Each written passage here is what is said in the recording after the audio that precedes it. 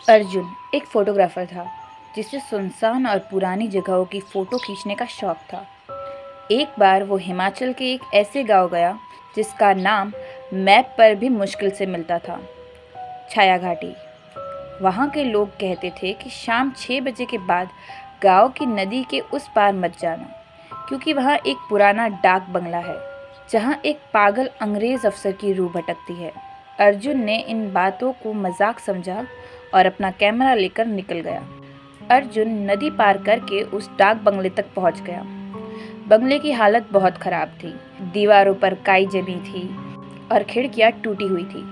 जैसे ही उसने पहली फोटो खींची, उसे कैमरा की फ्लैश चमकी और उसे महसूस हुआ कि कोई पीछे खड़ा है। उसने मुड़कर देखा तो वहाँ एक आदमी खड़ा था, पुराने ढंग के कपड़े पहने हुए। उसका चेहरा थोड़ा धुंधला था। उसने कहा, भाई साहब, यहाँ अकेले मत घूमिए, रास्ता भटक जाएंगे। मैं भी वहीं जा रहा हूँ जहाँ आपका ठिकाना है। अर्जुन को थोड़ा अजीब लगा, पर उसने सोचा कि शायद कोई लोकल गाइड होगा। दोनों साथ चलने लगे। रास्ते में उस आदमी ने अर्जुन से बहुत बातें की। उसने बताया कि कैसे उसने बरसों पहले अपनी बीवी का इंतज़ार किया था, पर वो कभी नहीं आई। अर्जुन को उसकी बातों में एक अजीब सा दर्द महसूस हुआ। चलते चलते अर्जुन ने एक फ़ोटो खींची, उस अजनबी की। फ्लैश की रोशनी में उसने देखा कि उस आदमी की परछाई ज़मीन पर नहीं बन रही थी। अर्जुन का गला सूख गया। उसने डर के मारे अपने बैग से पानी निकालने की कोशिश की। तभी उसने देखा कि उस आदमी के पैर पीछे की तरफ मुड़े हुए हैं। अर्जुन वहाँ से भागा। वो इतना तेज़ भागा कि नदी तक पहुँच गया। पीछे मुड़कर देखा तो वो आदमी गायब था। अर्जुन अपने होटल पहुंचा और दरवाज़ा अंदर से बंद कर लिया। उसने सोचा कि शायद उसका वहम था। रात को अर्जुन ने अपने कैमरा से फ़ोटो चेक करनी शुरू की।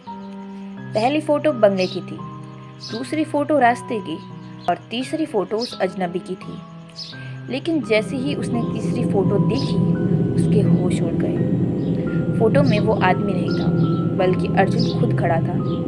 लेकिन फ़ोटो में अर्जुन के पीछे एक सड़ी हुई लाश खड़ी थी, जो अर्जुन के कान में कुछ कह रही थी।